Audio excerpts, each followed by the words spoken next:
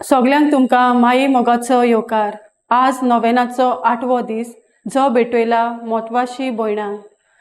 आयच्या दिसाचो विशय भाग्योन फ्रांसीस शावेराचे देखीन जेजूची पाटलावदारा म्हूण गवाय दिवया।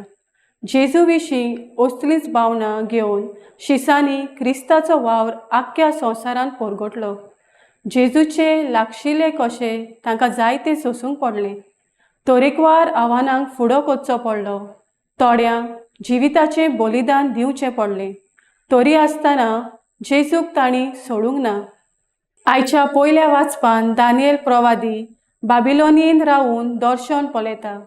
आदल्या कोरारान बाबिलोन कुणायता, कुड्डे देव आनी मनीस आपलीच तूस गायता वो आपणाकूच वयर काडटात आनी देवाक फाटीं उडयतात म्हणून देवाची गरज ना म्हाका।